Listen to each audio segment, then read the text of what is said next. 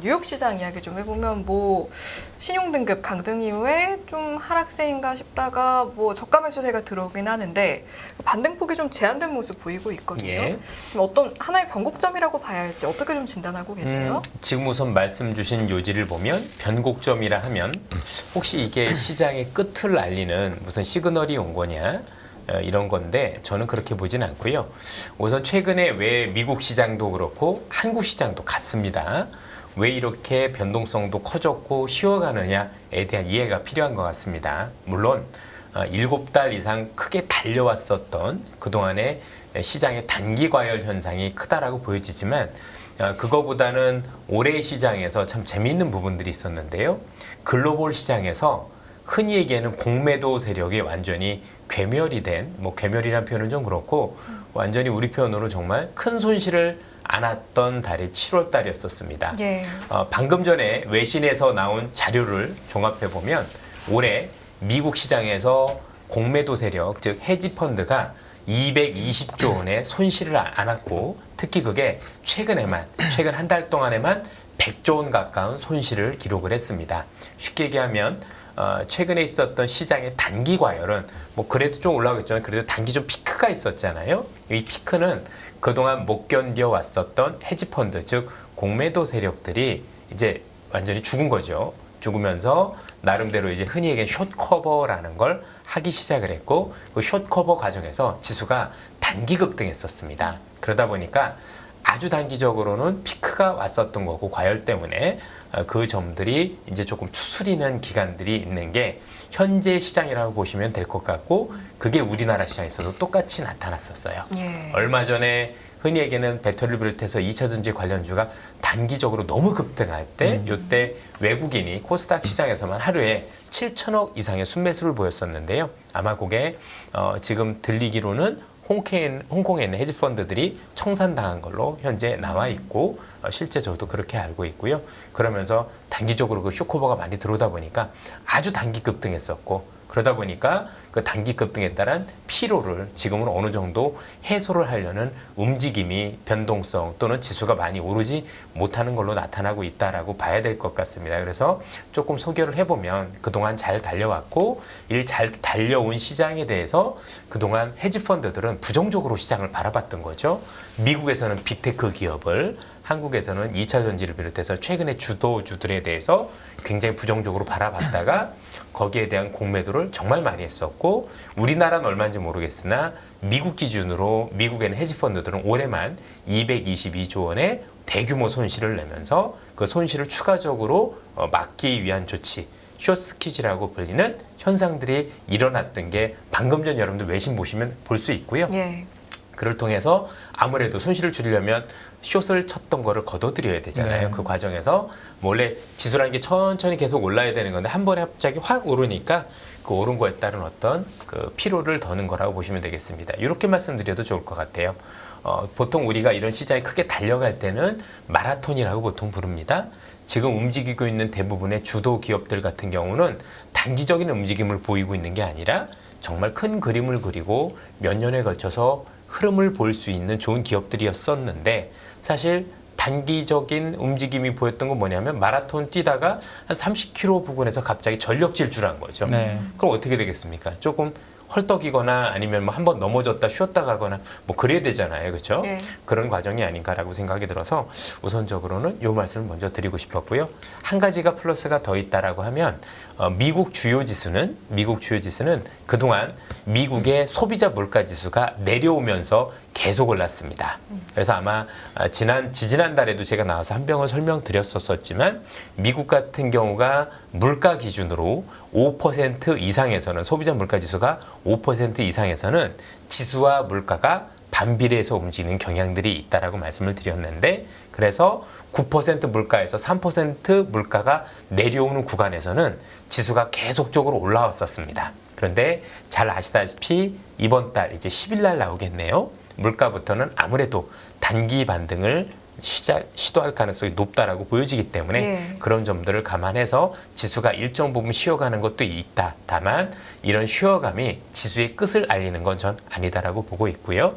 경기가 회복되고 있는 측면들도 있고 현재 업종별로는 미국에서도 산업별로도 회복되고 있는 산업들도 눈에 띄고 있기 때문에 전체적인 큰 그림이 훼손되진 않았다라고 보고 있습니다. 그 얘기하신 물가가 일반 이제 물가 상승률은 이제 컨센서스를 지금 방금 보니까 네. 3.3 정도 나오더라고요. 예. 지난달에 3%였으니까 오르는 게 맞는데 핵심 물가 상승률을 보니까 4.8에서 4.7로 떨어지더라고요. 예. 시장이 긍정적이라면 아마도 사람들이 이제 전자를 버리고 후자를 또 인정을 하게 될 텐데 우리 이승희 아나운서 너무 질문 잘해준 것처럼 좀 불안해 보이잖아요, 사람들이. 그러면 또 이 두 개 중에 나쁜 뉴스를 가지고 좀 뭐랄까 트레이딩을 하려는 게 있지 않을까. 왜냐하면 지금 사실 되게 주식이 많이 빠진 것 같은데 지수로 놓고 보면 미국은 한 2% 빠졌나요? 많이 고점에서? 빠지진 않았습니다. 예. 코스피도 오늘 좀 빠지긴 했지만 2,500 후반 정도 되고 그렇다 보니까 아예 물가 상승률이 어떻게 나오든 난 때려야겠다라고 생각하는 사람도 있을 것 같은데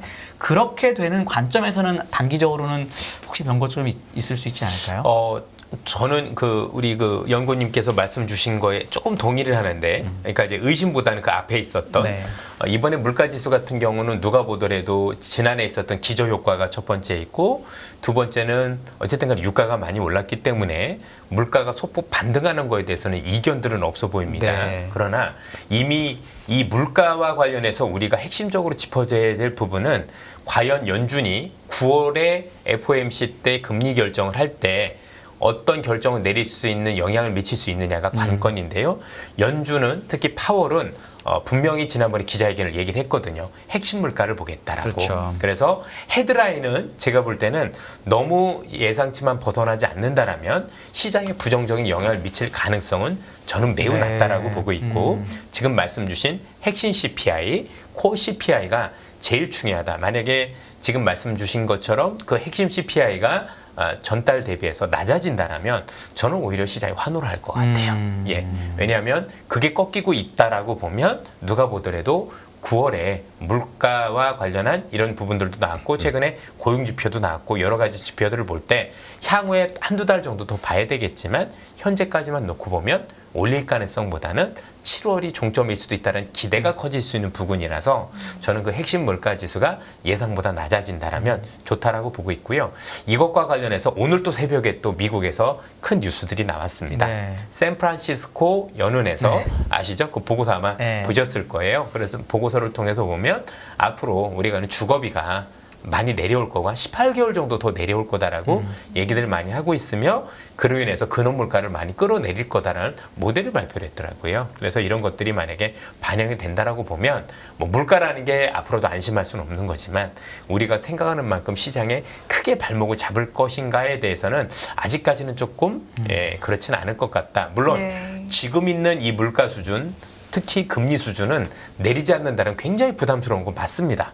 분명히 이것 때문에 나중에 우리가 시간이 지나고 정말 이것 때문에 많은 부작용들을 안을 수 있겠지만 지금 당장을 놓고 볼 때는 말씀 주신 것처럼 저는 근원 물가가 내려간다라면 전체적으로 시장의 부정적인 영향보다는 그래도 조금 더 긍정적인 영향에 무게를 둬야 되는 거 아닌가라고 생각을 하고 있습니다. 그리고 물가 발표 나오면 장이 조금 그동안 기간 조정이 있었던 게 해소되는 쪽일 가능성이 높다라고 그렇습니다. 보신다는 거죠? 예. 네, 알겠습니다. 네. 미국 재정 적자 우려 관련해서는 어떤 의견 가지고 계세요? 재정 적자가 많이 심각하죠.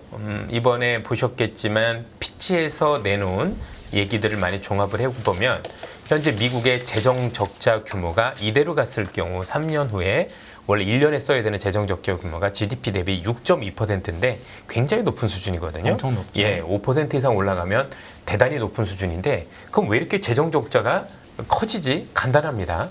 공화당하고 우리가 그 민주당이 같이 의견을 종합해야 되는데 서로 따로 갔죠. 예컨대 공화당은 세금을 줄이자라고 얘기를 했습니다. 그래서 들어온 돈은 없는 거죠.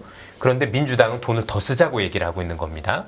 들어오는 돈은 없는데 더 많이 쓰다 보니까 사실 재정 적자가 한 2, 3년간 굉장히 커지게 되는 역할이 되고 그렇게 되면 미국의 전체적인 부채 비율 자체가 현재 GDP 대비 97% 정도 되는데 이게 2025년에 102%까지 늘어나게 됩니다.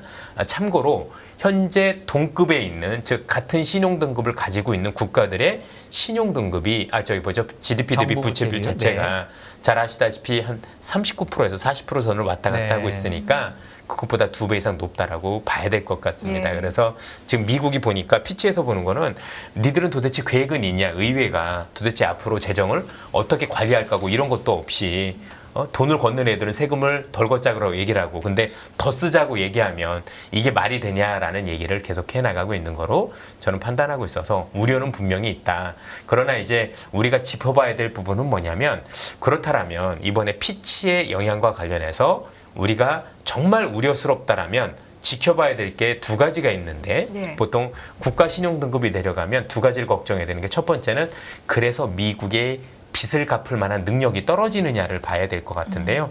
아시겠지만 미국은 종이하고 잉크만 있으면 되는 나라이기 때문에 네. 빚 갚을 능력에 대해서는 사실 큰 우려가 없죠. 물론 컴퓨터만 있어도 예 되죠. 맞습니다. 예 그냥 그렇게 해도 되죠. 네. 그죠? 그래서 네. 미국을 걱정하는 게 정말 바보 같은 짓이라고 워렌 버핏이 얼마 전에 얘기하면서 나는 국채 사고 있어라고 네. 얘기를 했지 않습니까? 저도 거기에 같은 생각이다라고 보시면 네. 될 것 같고요. 사실 그거보다 주식시장이나 자산시장에서 제일 중요한 건 뭐냐면 이렇게 미국의 국가 신용등급이 떨어지면 자산 배분상에서 보통 우리가 알고 있는 일반 큰 펀드들은 6대 4로 60%를 채권으로 채워놓는데 이거 채워놓을 때 미국 국채가 제일 많거든요. 그러면 신용등급이 내려간 미 국채를 드러내고 다른 국가의 국채, 예를 들면 영국 국채, 독일 국채, 일본 국채 또는 한국 국채를 집어넣을 거냐 이거죠. 중국 국채나. 누가 봐도 말이 안 되죠. 지금 같이 보더라도 여러분들 네. 누가 봐도 제일 좋은 물건을 드러내고 이상한 스키다시 같은 것들을 드러넣는 느낌이잖아요. 일본도 아직도 믿지 못할 것 같고 독일 뭐 최근에 망가져서 말할 필요도 없고 중국 그걸 왜 집어넣습니까? 그렇죠? 예, 차라리 우리 거 넣는 게 낫죠. 결국엔 대안이 없는 거죠. 그래서 자산 배분상에서 영향이 있을 거라고 생각을 했지만 사실 영향도 없고 실제 여러분들 잘 아는 바젤 3에서도 우리가 알고 있는 지금 미국 이번에 신용등급 강등당한 등급하고 트리플 A하고 같은 선상에 있어요. 그래서 자산 배분할 때 같이 넣을 수 있기 때문에 그 영향은 없을 것 같다. 그래서 뭐 재정 적자와 관련해서 당연히 영향이 있겠고 거기에 대한 우려는 있겠지만 우리가 생각하는 그런 우려는 아닌 것 같다. 그래서 저는 단기적인 이슈 이상은 아니다라고 보는데 네. 다만 이번에 피치도 그랬고 지난번에 S&P가 2011년도에도 그랬고요. 공통적으로 신용등급을 하향한 이유가 똑같았어요. 거버넌스 악화였어요. 그냥 뭐냐면 앞으로 미국 재정에 미치는 영향이 정치가 너무 커질 것 같다라는 거고 이 얘기가 어떤 얘기냐면 의회 난입 사건, 2021년 의회 난입 사건을 예를 들면서 지금 정치적으로 보니까 글로벌적으로 미국 같은 경우 특히 양당이 너무 극단적으로 나뉘어져 있다. 그러니까 좌우가 있을 건데 이게 예전에는 일정 부분 좌우 정도여서 합이라는 게 있었었는데 지금은 좌는 너무 좌쪽으로 우는 너무 우쪽으로 기울면서 앞으로 정치적인 합의가 너무 어려울 것 같고 이렇게 된다라면 향후에 또 다른 부채 한도 협상을 할 때 당신들은 지금과 같은 일을 또 겪을 것 같다. 그런데 그때보다 향후에 이런 일들을 더 겪게 되면 더 위험해질 수 있다는 경고를 2011년도에도 지금도 했다라는 거죠. 아주 주는 함의가 크다라고 생각을 하는데 그래서 미국에서 앞으로 정치가 경제의 발목을 크게 잡을 개연성이 굉장히 높다라는 경고를 저는 결코 좌세해서는 안 된다라고 생각을 하고 있고 예. 이를 해소하려면 간단하죠. 부채 한도를 없애면 됩니다. 네. 의회가 없애면 되는 건데 뭐 다이먼 그 JP 모건 그 대표도 그 얘기를 했었었죠. 그래서 그렇게 했으면 좋겠는데 모르겠습니다. 어떻게 할지. 일단 단기적으로 앞으로 다가올 부채 한도는 2025년 1월이니까 뭐 올해 내년은 아니다라고 보여집니다만 이런 정치적인 영향을 앞으로 우리는 무시할 수 없는 상황이 됐다라는 게 이번 시장에서 있었던 부채 한도와 관련된 또는 우리가 피치와 관련된 어떤 우리가 봐야 될 함의가 아니겠느냐라고 생각이 듭니다. 전 세계에서 제가 아는 한 미국을 제외한 선진국 뭐 우리나라를 포함해서 부채 한도가 있는 나라가 아마 미국밖에 없죠. 없을 거예요. 예. 일본은 정부 부채비율이 몇백 % 되는데 그냥 잘 돌아가잖아요. 132%가 넘죠. 네, 뭐 그렇죠? 그렇게 네. 되는데 굳이 부채 한도 협상을 왜 이렇게 유지를 하려고 하는지 그거에 대해서 한번 설명을 좀 해주시면 어떨까요? 원래 이 부채 한도 협상이라는 거 생긴 것 자체가 사실 돈을 조금 더 조달할 때 많이 조달할 목적으로 했었던 거고 거고 그리고 우리가 최근 이전까지 한 20년 이전까지는 부채 한도 협상이라는 것 자체가 항상 협상을 통해서 해줬었고 이견이 없었기 때문에 전혀 문제가 되질 않았었어요. 그런데 근래 한 20년 전부터 갑자기 이걸 정치적으로 활용하려는 즉 부채 한도를 늘려주는 거에 대해서는 이견은 없는데 이거를 볼모로 잡고 다른 걸 얻어내려는 어떤 정치적인 목적들이 들어가면서 시장에서 굉장히 큰 어떤 이슈로 부각받기 시작을 했거든요. 그럼 지금도 없애지 없는 이유는 간단하죠. 야당 입장에서 뭔가를 얻어내려면 이거를 볼모로 잡고 나한테 얻을 수 있는 무엇인가를 하기 위한 좋은 수단이 된다라고 생각해서 저는 아직까지도 없애지 않았다라고 생각을 합니다. 그런데 그게 이제는 한계에 온 거죠. 네. 이제는 국가 신용등급을 건드릴 정도까지 왔으니 앞으로도 이렇게 할 수 있겠는가에 대한 고민이 있습니다. 왜냐하면 2011년도에도 사실 미국 공화당이 이거 하다가 사실 대선에서 졌거든요. 원래는 이길 가능성이 굉장히 높은 선거였는데 이것 때문에 국가 신용등급이 강등이 되고 그때 이제 티파티라는 공화당의 그쵸 아주 극우 세력들이 이걸 극렬하게 반대하면서 본인들도 국회의원에 다 떨어졌고요. 또는 대선에서도 민주당한테 다시 패권을 넘겨주는 그런 역할이 됐었기 때문에 이미 정치적으로도 많은 발목이 됐다라고 생각을 해본다라면 사실은 앞으로 이걸 통해서 뭔가를 얻어내려는 시도가 이전만은 못할 것 같다. 오히려 지금처럼 멍해가 될 수도 있으니 아마도 저는 조만간에 이것과 관련된 의외의 움직임이 있지 않을까라는 섣부른 기대를 한번 해봅니다. 네. 예. 네. 이제 부채 한도 관련해서 말씀을 하시면서 정치가 경제에 발목을 잡는 경우가 많아지지 않을까라는 우려감을 표해 주셨는데 또 하나 이제 경제 발목을 잡을까 우려를 하는 것 중에 하나가 사실은 외교 관계로 예. 될 수가 있을 것 예. 같습니다.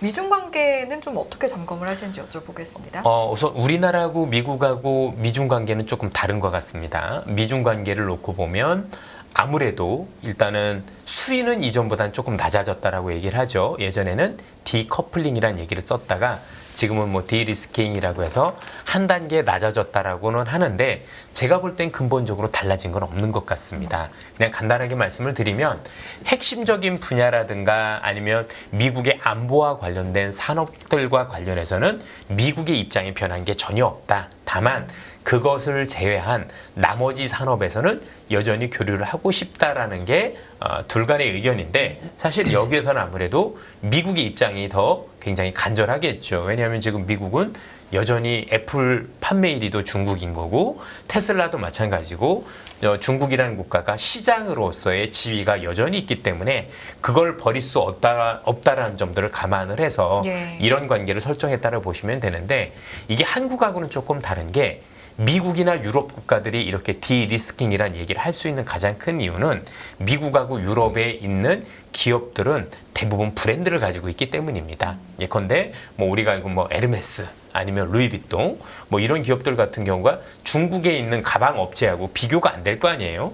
중국인들도 명품을 사려고 하지 중국제 뭐 이상한 상표 이런 걸 사려고는 안 할 거고요. 또 뭐 스타벅스 커피도 그럴 거고 나이키란 브랜드도 그럴 거고 그런 브랜드력을 가지고 있기 때문에 미국은 거기 들어가서도 버틸 만한 저는 힘이 있다라고 생각을 해요. 그래서 그런 장사할 수 있는 여러 가지와 관련해서는 여전히 미국이 이득을 취하고 싶고 다만 우리가 알고 있는 안보 분야와 관련된 뭐 반도체를 비롯해서 AI 쪽도 마찬가지일 거고 이런 쪽과 관련해서는 이전보다도 더 강한 어떤 그 메스를 대고 있는 그래서 아마 이번 달에 나온다고 하죠. AI와 관련된 주제가 나올 수 있다라는 얘기들이 나오는 거 보면 둘을 분리해서 지금 시장을 접근하고 있는 모습인 것 같은데 중국은 거기에 대해서 조금 뾰로통한 표정을 짓고 있는 모습들이 많이 발견이 되고 있다는 점에서 놓고 볼 때 미중 간의 관계가 우리가 생각했던 것보다 그렇게 굉장히 뭐 많이 가까워진다거나 그럴 것 같지는 않고요. 다만 항상 미중 간의 갈등 속에서는 서로 간에 뭔가 이해관계에서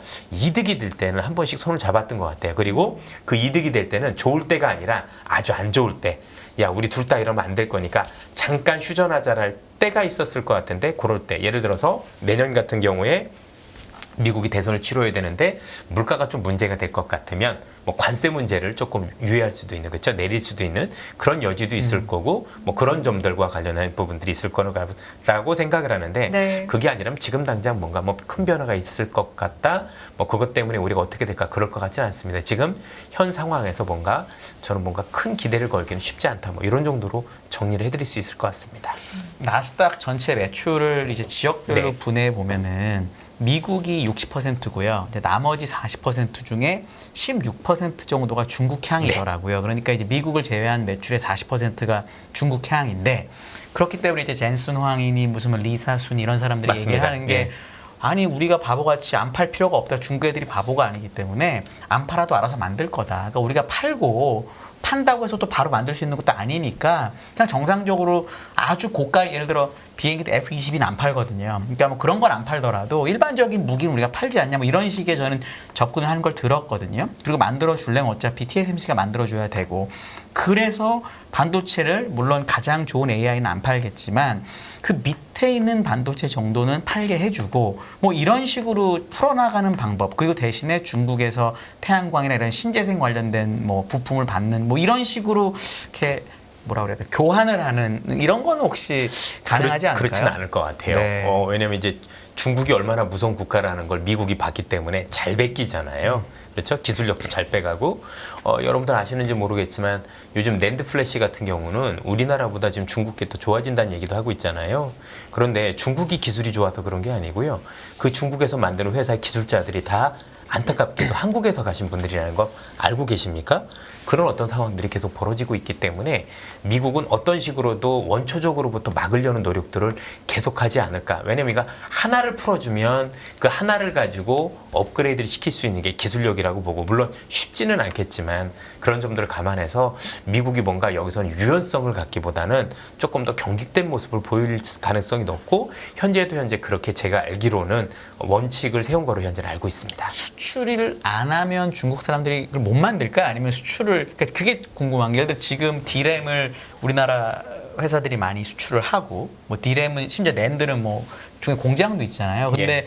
뭐 아직까지는 중국이 지금 거기 된 지 몇십 년이 됐는데 못 쫓아오잖아요. 그럼 이게 이제 중국 애들이 못 한다는 의미인 건지 아니면 메모리는 너무 부가가치가 낮으니까 안 하는 건지 예를 들어 엔비디아의 GPU를 팔면 바로 베낄 건지 이런 것에 대해서는 혹시 어떤 판단을 한다라고 보세요? 이게 의견이 되게 분분한데 사실 뭐 예. 제가 기술자도 아니고 거기에 대한 그래도 정통한 중국 사람도 전문가 아니라서 아시죠? 중국 자주 가십니다. 알죠. 네, 좀. 그거하고 반도체는 좀 그래도 다르지 않습니까? 가서 이제 딱 느끼신 게 그렇죠? 있으시니까. 왜냐면 네. 체감하시는 그냥 그럼 사견으로 듣겠습니다. 듣는 분들이 이거는 그냥 제가 볼 때는 어설픈 대답으로 생각해 주시면 좋을 것 같아요. 왜냐면 제가 잘 아는 분야가 아닌 상황에서 말씀드리는 건 굉장히 조금 많이 죄송하다라는 말씀을 드려야 될 것 같고요. 예. 지금까지도 못 만들고 있으면 그 기술이 쉬운 거라고 생각지는 않습니다. 네. 그리고 반도체라는 것 자체는 단순히 기술만 필요한 것뿐만이 아니라 반드시 장비가 필요한 건데 그 장비는 잘 아시다시피 세 군데 국가들 예컨대 미국, 그다음에 일본, 네덜란드 네. 이 세 국가가 사실 큰 틀을 쥐고 있고 이 국가들이 장비를 수출하고 있지 않다라면 기술력을 향상시키기는 어려운 게 아닌가라고 저도 전문가들의 말씀을 들은 걸로 알고 있습니다. 그래서 중국이 그것과 관련해서 제가 되게 힘들어할 거다라고 알고 있고 그래서 뭐 여전히 한국에 대해서는 반도체를 계속 달라라고 하는 네. 그런 것들이 있다라고 본다면 우리가 생각하는 것보다 그렇게 만드는 게 쉽지만은 않을 것 같다. 다만 기술력을 빼간다라면 가능하겠죠. 그렇죠? 그와 관련해서 우리에 있는 기업체들도 인력 유출에 대해서 굉장히 좀 신경을 많이 써야 되는 앞서도 말씀드렸지만 제가 최근에 중국에서 나오고 있는 낸드라든가 이런 걸 보면 결국 그 기술이 한국에서 유출됐다라는 얘기들이 들리는 게 아니라 저는 사실로 알고 있습니다. 네. 많은 기술자들이 넘어간 게 사실이고 이러한 일들은 또 없어야 되겠다라는 말씀을 드리고 싶습니다. 예. 예. 미국, 중국, 이제 일본 이야기도 한번 여쭤보려고 하는데 지금 YCC 정책 12월에 이어서 지난달에도 일부 예, 시정을 했습니다. 어떻게 보시는지도 궁금하고 또 그런 모습들을 우리나라는 또 어떤 시선으로 바라봐야 하는지까지 한번 여쭤보죠. 잘 아시겠지만 최근에 이제 우에다 총재가 여러 가지 정책을 발표했고 그 중에서도 최근에 있었던 YCC 즉 일드 커브 컨트리라고 불리는 정책이죠. 쉽게 얘기해서 일본에 있는 국채 10년물 금리를 일정 수준에서 제한하는, 이번에는 이제 1%까지 풀었죠. 보통 0.5까지 막다가 이제는 1%대까지는 푸는 정책으로 바뀌었다라고 보시면 될 것 같은데, 시장에서는 이와 관련해서 결국 핵심이 이런 거죠. 지금 이 정책이 잘 성공을 하려면, 그리고 일본이라는 국가가 완만하게 이 정책을 나중에 없애려면이 저희들은 중요한 것 같아요. 잘 아시겠지만 일본이 이 정책을 취한 가장 큰 이유는 디플레이션을 탈출하기 위한 고육책이었었고, 그게 여러분도 아시겠지만 이전에 아베 정책을 지금까지 이어오고 있는 정책을 지속하고 있는 거고, 일본이라는 국가가 지난 30년간 경제가 어려워졌다 보니 사실 지금 일정 부분 경기가 좋아지고 물가가 3.3%까지 올라왔음에도 불구하고 또 임금도 최근에 많이 올랐거든요. 이런 정도면 일반적인 국가들은 물가가 돌아섰다라고 판단을 하는데, 일본은 여전히 못 믿는 것 같아요. 내가 30년 동안 속았는데 이번이라고 그렇게 해야 되겠어? 그래서 진짜 누가 보더라도 물가가 많이 올랐고 디플레이션을 탈출했다라고 여겨질 때까지 이 정책을 지속하고자 하는 의도를 저는 비췄다라고 생각을 하고 있습니다. 문제는 뭐냐면 일본의 이 정책에 성공하려면 미국이 더 이상 금리를 올리지 않아야 된다라는 거죠. 왜냐하면 아시겠지만 이 정책을 이제 폐기를 하고 나중에 정상적인 금융 정책으로 돌아가려면, 잘 아시겠지만 지금 있는 YCC라고 불리는 이 정책을 먼저 폐지를 하고 그 다음에 마이너스 금리를 이제 정상으로 돌려야 되는, 아시겠지만 미국의 이제 단기 금리 마이너스 1%거든요.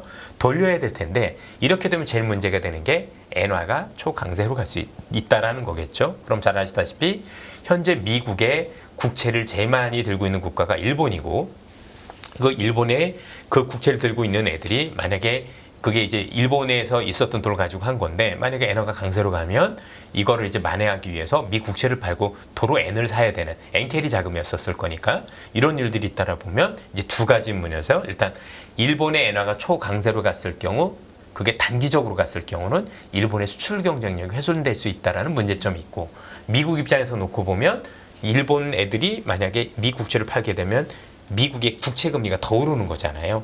그렇잖아도 이 국채금리가 10년물이 더 오르게 되면 이게 미국의 시중 일반적인 대출금리하고 다 맞물려 있거든요. 주택담보대출금리, 학자금 금리가 다 미국 국채 10년물이 연동돼 있기 때문에 미국 경제에 주는 주름살이 정말 생각보다 많이 커질 수 있는 그런 부작용들이 있다라는 점에서 지금 저는 미국과 일본이 반드시 정책 공조를 할 거다라고 생각을 하고, 그래서 일본이라는 국가는 이 YCC 정책과 관련해서 앞으로도 이 정책을 온화하게 이끌고 가서 급한 또 급격한 정책 변화는 안 할 것 같다라고 말씀을 드리고, 만약에 정책을 일부 변경을 한다라면 미 국채 금리가 떨어지는 구간에서 해야 부작용이 최소화가 되겠죠. 그래서 미국의 우리가 알고 있는 긴축이 종료가 되고 동시에 금리 인하 기대감이 커지는 시점에서는 뭔가 현재 있는 정책을 일부 완화할 가능성이 있다. 현재보다도 그렇게 해서 아주 천천히 엔화를 강세로 돌리려는 그런 어떤 의지를 가져가지 않을까. 왜냐하면 잘 아시다시피 현재 수준에서 추가적으로 엔화가 약세로 계속 가게 되면 수입 물가가 계속 올라와서 수입 물가가 올라오게 되면 물가가 더 올라가게 되고, 그러면 현재 진행되고 있는 이 YCC 정책 유지를 할 수가 없어요. 물가가 계속 오르기 때문에. 그래서 도로 진퇴양난이라는 점들을 감안했었을 때 미국과의 정책 공조 꼭 할 것 같고, 조만간 미국이 혹시나 뭐 금리 인하까지는 아니더라도, 오늘 뭐 존 윌리엄스 총재가 내년에 금리 인하할 수 있다는 얘기도 했었으니까 그런 기대감들이 있을 때는 제가 볼 때는 현재 있던 정책을 지금보다는 조금 완화하는 쪽으로 갈 가능성이 있고, 그러면 엔화는 지금보다는 조금 더 강세 쪽으로 가는 쪽에 무게를 두시는 게 좋은 그림이지 않느냐라고 생각을 할 수 있을 것 같습니다. 알겠습니다. 채권 환율 전망도 한번 해주실까요? 뭐 제가 채권쟁이도 아닌데 채권 전망을 하기는 그렇고요. 왜 워렌 버핏이 미국 국채를 샀는데 장기물을 안 사고 단기물을 살까 고민을 해보면 저는 잘은 모르겠습니다. 채권이라는 걸 제가 뭐 주식쟁이니까 채권에 대해서 얘기하는 건 좀 그렇긴 한데, 아까 그것과 관련해서도 이렇습니다. 지금 장기적인 관점에서 채권 시장을 전망하기가 사실상 어려운 거 아니냐라는 생각을 하고 있는데요. 무슨 말씀이냐면 금리 전망과 관련해서 사실 올해 내내 시장에서 예상했던 것보다 계속 더 올랐어요. 저도 뭐 기억하시겠지만 여러분들 저도 한 4.75에서 5.0 정도면 금리 인하가 거의 종료가 아니겠느냐라고 전망을 잘못했던 적이 금리 있습니다. 인상이 종료. 예, 금리 인상이 예, 네. 종료가 되는 많이 죄송하게 생각을 하고 있는데요. 기본적으로 그 정도라고 생각을 하고 있었는데 그 뒤로도 2번을 더 올렸단 말이에요. 그런 정도로 인플레이션이 굉장히 강했고 시장이 굉장히 견고했던 거죠. 그래서 아마 지금도 아시겠지만 제가 아까 공매도 세력도 거덜났다라고 말씀드렸는데 미국에서 채권 펀드도 지금 거덜이 굉장히 많이 났어요. 제가 알기로 거기도 지난달 기준으로 한 112조 손실이 났었으니까 이미 장기채를 샀던 분들은 그 손실이 생각보다 굉장히 큽니다.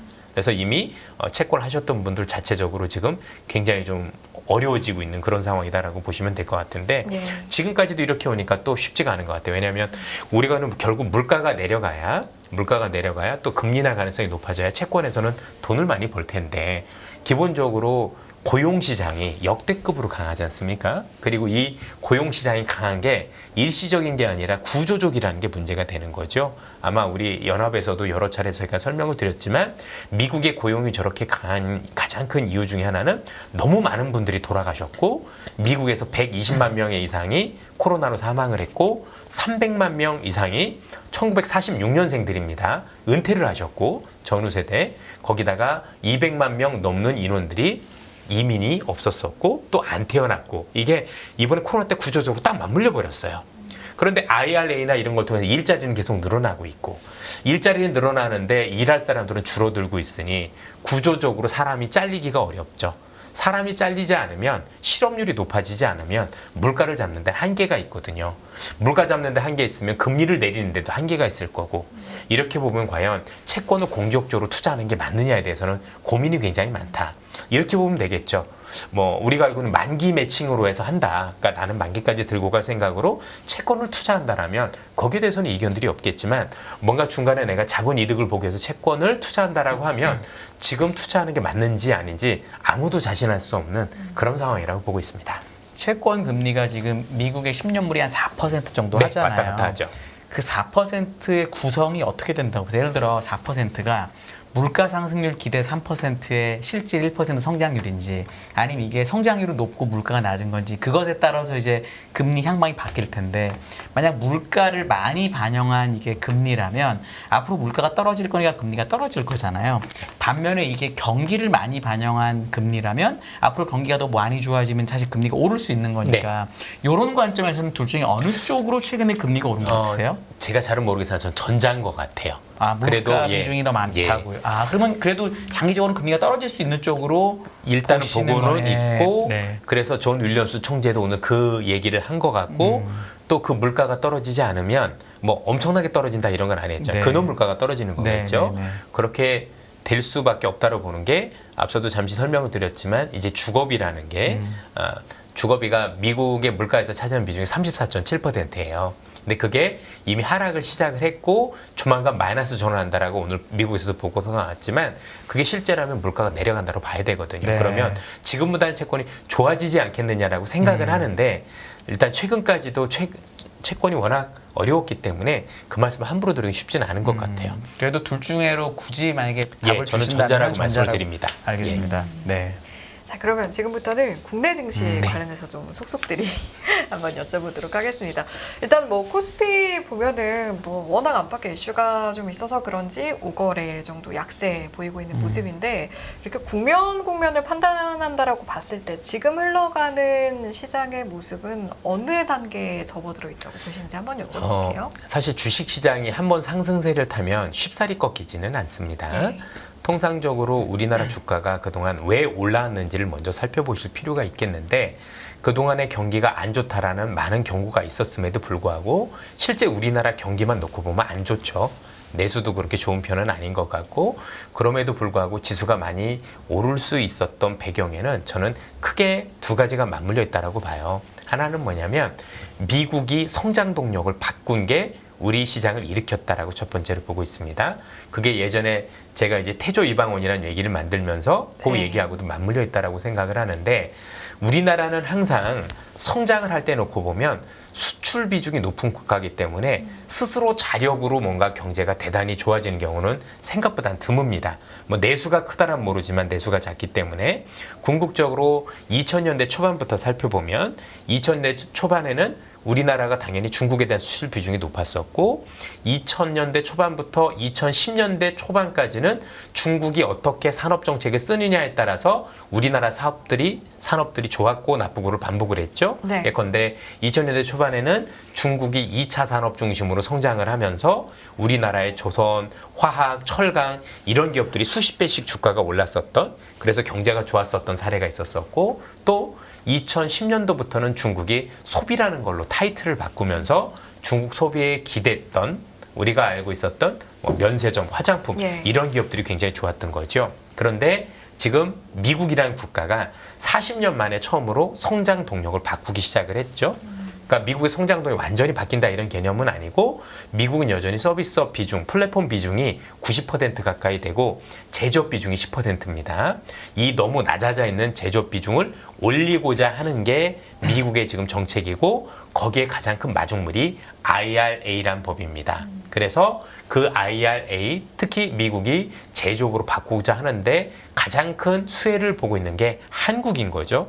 원래는 이것과 관련해서는 한국과 중국이 동시 수혜를 볼 가능성이 높았고 우리가 중국과 굉장히 경쟁하는 구도였는데 IRA를 통해서 중국이라는 경쟁자를 완전히 배척을 해줌으로 인해서 전체적으로 현재 미국이 제조업으로 전환하는데 거기에 인프라를 까는 과정 또는 새로운 성장 동력으로 자리한 전기차가 성장하는 과정에서 한국 기업들이 굉장히 수혜를 많이 받았다. 그래서 지금도 오르고 있는 기업들 오늘도 보시면 조선, 송배전 그 다음에 뭐 최근에 좀 흔들렸지만 배터리 이런 기업들이 치고 나왔던 게 우연의 일치는 아니었다라고 보고 앞으로도 우리가 미국에 대한 수출 비중이 더 높아질 거고 미국 이런 산업 정책 전환을 하루 이틀 할 게 아니라 몇 년간에 걸쳐서 지속적으로 할 거기 때문에 여기에 대한 어떤 그 끝이 저는 끝났다라고 보지는 않고 있습니다. 당연히 왜냐하면 이 전환은 결코 1, 2년짜리가 아닌데다가 경쟁자들도 없기 때문에 이와 관련된 특히 공급도 없고요. 그래서 긍정적이다라고 보고 있고 예. 하나가 플러스 알파로 더 있었던 게 AI였었죠.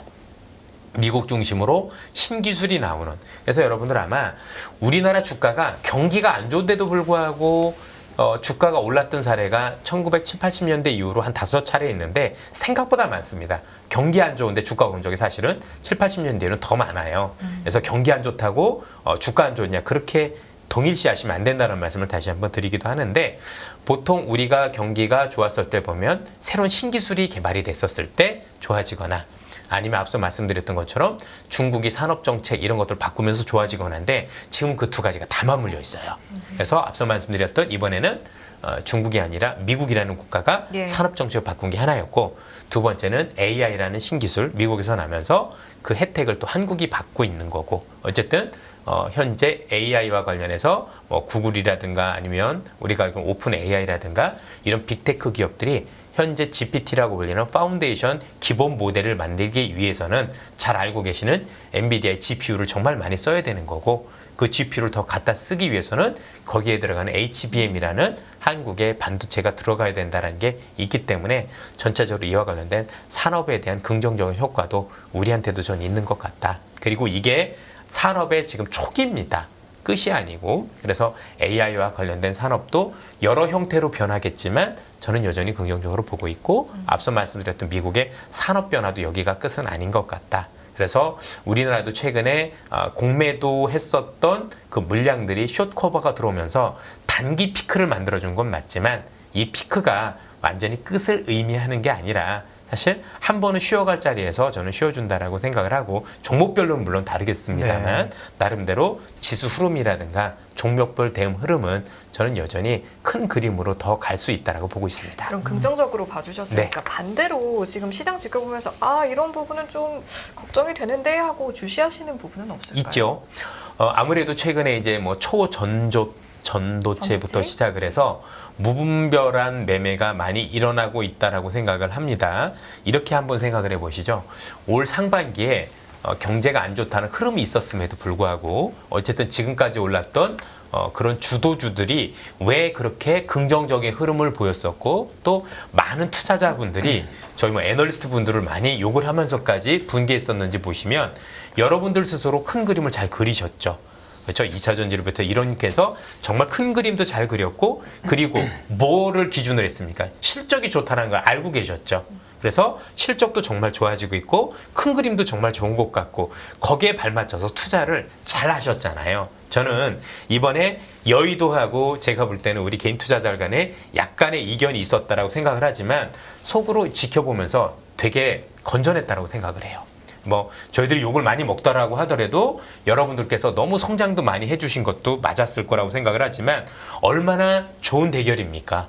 그죠? 실적을 가지고 얘기한다라는 거 너무나도 아름다운 모습인 거잖아요. 그런데 지금 올라가고 있는 테마주들은 그런 거 없죠. 실적이 나오는 것도 아니고 그림이 되는지도 잘 모르겠고 그 기술이 진짜 있는지도 모르겠고 그래서 너무 단기적으로 들어갔다가 나왔다 하는 뭔가 진짜 우리가 올 상반기까지 여러분들이 지녔던 그런 어떤 매매 형태가 아닌 다른 형태를 보이고 있는 것은 일단 여러분들도 필요하실 거지만 이런 형태로는 매매는 대부분 우리가 알고 있는 이익 가능성보다는 손실 가능성으로 연결될 가능성이 굉장히 높습니다. 극심한 변동성이 있다는 얘기는 심리적으로 불안하다는 얘기가 되는 거니까 이런 변동성에서는 무리한 매매는 저는 좀 삼가해 주시면 좋을 것 같아요. 특히 네. 빚을 내는 것 그리고 상반기에 그래 주셨던 것처럼 여전히 큰 그림을 그려주셨으면 좋겠고 우리가 알고 있는 큰 실적이 나올 만한 기업들을 다시 찾아서 여러분들이 기존 했던 패턴대로 저는 돌아가 주셨으면 좋겠습니다.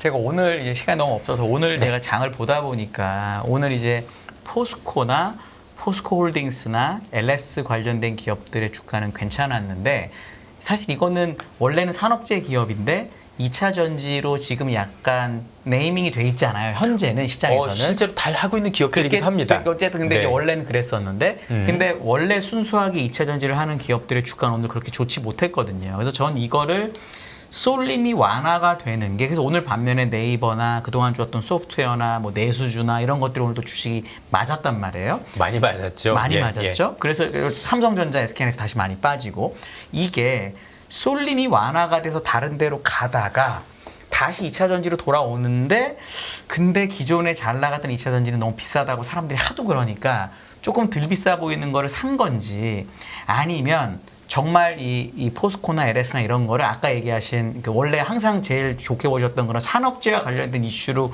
사면서 2차 전지를 그냥 옆에 곁다리로 가져간 건지 어떤 방향성일 것 같으세요 지금부터? 우선 이렇게 말씀드리고 싶어요. 최근에 우리 2차 전지 관련 기업들이 굉장히 많이 두들겨 맞은 이유 중에 뭐 여러 가지가 있겠지만 잘 아시다시피 한국에 있는 거대 펀드 하나가 청산이 된 게 있었어요. 오늘 매일경제를 참조해 주시면 좋을 것 같은데 아마 연금에서 하나 펀드를 걷어들인 거로 알고 있고 그게 규모가 2조 2천억이라고 오늘 발표가 된 것 같더라고요. 그게 퀀트 관련 펀드였었으니까 아마도 제가 추정키로는 이런 기업들을 많이 담고 있었지 않았을까. 그래서 아마도 이런 관련 기업들이 조금 더 많이 흔들렸을 개연성이 저는 높았다라고 생각을 많이 하고 있다라고 보여지고요. 뭐 제가 이런 말씀이 금기어라서 제가 좀 드려도 되는지 모르겠지만 최근에 이제 2차 전지를 가장 좋게 보셨던 우리 박 이사님께서 박순혁 이사님께서도 최근에 이제 방송에 나오셔가지고 모든 2차 전지들이 다 지금은 좋은 건 아닌 것 같고 일부 2차 전지 관련 종목에 대해서들은 약간 경계 시각을 말씀을 주셨던 것 같아요. 그래서 2차 전지와 관련해서도 한두 종목에 몰빵을 하면 안 되고 조금 뭐 분산 투자를 하는 말씀을 주셨던 것 같은데 저도 그 말씀에 좀 동의를 많이 하고 있고요.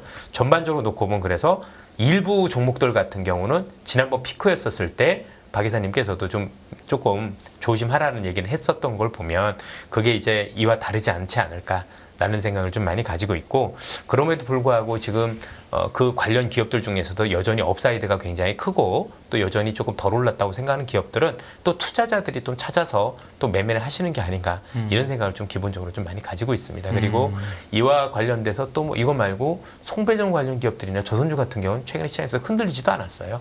계속 갈 길을 계속 가고 있는 모습이어서 뭐 쏠렸다 하더라도 뭔가 되게 부침이 굉장히 심하지 않은 기업들은 여전히 제 갈 길을 가고 있는 게 아닌가라는 측면에서 볼 수가 있을 것 같고 통상적으로 이렇게 시장이 한 번 형성이 되면 주도주가 바뀌는 경우는 드뭅니다. 사실 네. 주도주가 바뀐다는 얘기는 시장이 끝났다는 얘기거든요. 그래서 기존 주도주가 저는 여전히 그래도 주도주가 아니겠느냐라고 조심스럽게 말씀드리고 다만 향후에 혹시나 뭐 중국이 조금 지금보다 조금 경제가 좋아지거나 아니면 한국 경제가 좀 좋아지는 모습이면 그래도 안 움직였던 종목들도 일부 제가 볼 때 상승 대열에 합류할 수 있는 네. 그런 기대감들은 최근에 남아있다라고 보고 실제 그런 움직임들이 최근에 있었어요. 여러분도 보셨겠지만 최근에 음식료하고 유통 관련 기업들이 생각보다 주가가 많이 네. 올랐거든요. 네. 바닥에서 놓고 보면 네. 왜냐하면 너무 쌌어요. 네. 그렇죠? 그래서 지금 최근에 너무 싼 기업들을 바라보는 어떤 형태들도 조금씩 나오고 있다는 점에서 놓고 볼 때는 시장이 조금씩 균형감을 찾아가는 건 맞긴 맞는 것 같습니다. 그래도 여전히 장을 좋게 보시고 그래도 장에 네. 좋게 보는 과정에서 조금 더 시세를 제대로 낼 건 기존 주주들일 거다라는 게 지금 생각이신 거죠. 아무래도 그 산업의 변화가 굉장히 크다라고 생각하기 때문인 거고요. 내수들은 사실 좋아봐야 한계가 있잖아요. 네. 그렇죠? 그런데 그런 사업들은 업사이드도 굉장히 크지만 또 보통 그런 산업들이 보통 꺾어질 때는 공급이 많이 늘어나는 그런 어떤 영향들이 많이 있어야 되는데 그 관련 산업들이 생각보다 설비 투자를 많이 안 하더라고요. 네. 그래서 생각보다 좀 더 길게 어떤 그 혜택을 누릴 수 있을 가능성이 높지 않을까라고 생각을 합니다. 다만 이제 설비 투자를 또 많이 안 했다라는 것은 여기서부터 이제 주가 상승도 이전만큼 빠르지 않다라는 얘기도 돼요. 보통 이런 중후당대한 산업들 같은 경우 설비 투자를 늘리면 설비 투자를 늘리는 만큼 이익으로 막 되면서 매출이 쫙 굉장히 나죠. 쭉 올리는 네. 건데 지금 그렇지 않은 모습을 보이는 거로 놓고 봐가지고는 이전보다 속도는 둔해질 거에 대해서는 저희들도 고민을 네. 하고 있습니다. 사실은 이제 뭐 쏠림 현상이 어느 정도 해소되면 그 다음에 주목받을 곳은 어디가 될까요? 뭐 이런 질문들도 최근에 굉장히 많이 나왔던 질문이자 화두 중 하나였는데 그런데 오늘 이사님 말씀하시는 거 쭉 들어보니 뭐 그러면 그 그럼요. 다음에 대한 질문을 드리기보다는 예, 그렇죠. 지금 가는 맞습니다. 것들이 좀 장기적으로 몇 년 동안의 그런 텀을 두고 지켜봐야 되는 부분이다. 네. 네. 조금 더 첨언을 드리면 현재 진행되고 있는 이 기업들이 혹시 뭔가 변곡점이 생긴다라면 그게 내년이고요.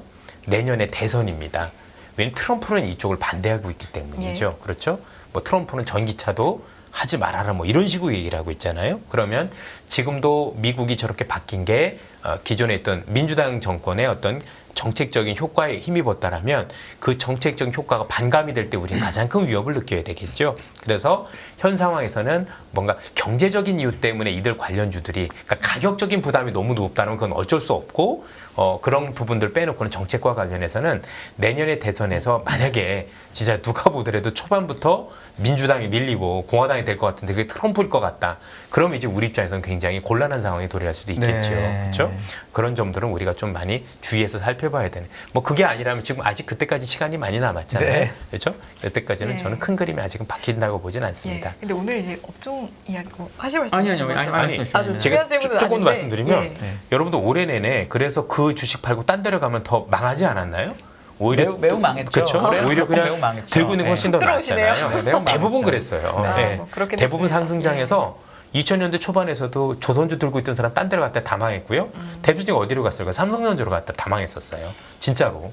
그렇죠? 2006년, 7년 제가 처음 주니어 때는 네. 삼성전자랑 현대차 애널리스트를 시켜주면 아무도 안 한다고 그랬어요. 그랬었죠. 아, 그죠? 정말요? 기계가 최고였습니다. 네. 건설 이런 거 그리고 뭐 최고였습니다. 2010년도 때 그때 보면 또 우리가 알고 있었던 뭐 면세점이나 화장품 없었으면 정말 또 말미잘이 됐었던 그런 시절도 네. 있었잖아요. 그러니까 한번 주도주가 형성될 때 그냥 그걸 단순히 주도주라고 보시면 안 되고요. 산업의 변화라고 이해하시면 조금 더 좋은 것 같고 혹시 그 산업의 변화가 있을 만하면 그건 문제가 되죠. 그래서 우리는 그걸 지금 따져봐야 될 것 같아요. 그게 큰 변화가 없다라면 여전히 홀딩하는 게 맞다. 근데 그걸 흔들 만한 어떤 변수들이 생긴다라면 그때 고민해도 전 늦지 않을까. 다만 가격적인 부담이 있을 때 그건 당연히 팔고 나와야 되겠죠. 예. 마지막 밸류에이션 2분 딱 관련해서. 남았는데 하나만. 네. 네. 오늘 네이버 좀 많이 빠졌는데요. 예. AI의 미국에서 지금 약간 주가 흐름이 어떠냐면 애플이나 아마존 같은 애플이나 테슬라 같은 하드웨어 베이스의 종목들, 반도체도 약간 그런데 그게 AI의 원래 수혜라고 막 되다가 이제 어제 같은 요 며칠은 또 메타, 아마존, 그 다음에 알파벳 주가가 훨씬 좋아요. 그러니까 이제 AI가 소프트웨어가 더 중요하다 이러면서 다시 주식이 오르는 것 같은데 그게 또 공교롭게 우리나라의 소프트웨어 기업들이 올랐던 시기랑 일치하거든요. 네. 근데 오늘 이제 우리는 소프트웨어 맞았는데 요거에 대해서 진짜 간단하게 의견이 혹시 이게 이제 바뀌냐 안 바뀌냐 이슈이기도 한데 최근에 이제 AI 관련해서 이제 AI 우리가 알고 있었던 이 네이버가 많이 올랐었던 이유 중에 하나는 AI 주권이라는 단어가 많이 나왔던 것 같아요. 네. 이게 AI라는 게 지금 이대로 내두면 뭐 구글이라든가 오픈 AI 이런 기업들 중심으로 많이 될 텐데 얘네들이 사실 만약에 이를 장악하게 되면 단순히 데이터만 장악하는 게 아니라 문화적인 배경 학습도 전부 다 미국 거로 하게 되거든요. 그에 대한 미칠 영향 이런 것들 때문에 AI 주권이라는 게 나오기 시작을 했고 그래서 우리도 뭔가 키우자는 움직임들이 있다라고 본다라면 예. 최근에 조금 밀리긴 했지만 그와 관련된 움직임을 좀 보실 필요가 있지 않느냐. 특히 8월 24일 날 발표한다고 하죠. 네. 그 발표 한번 보시고 한번 결정이 늦지 않을까 싶습니다. 끝없는 위기 속 기회는 언제나 숨어 있습니다. 성공한 투자 고수들과 나눈 투자의 철학. 다가올 기회를 잡아내는 부의 만찬으로 여러분을 초대합니다. 푸짐하게 한 상 차려놓았습니다. 안녕하세요. 이승입니다. 더 많은 영상을 보고 싶으신 분들은 화면 오른쪽에 있는 구독 버튼을 눌러주시기 바랍니다. 그리고 영상을 보시면서 좋아요는 필수인 거 아시죠? 항상 인포맥스 라이브를 사랑해주셔서 감사합니다.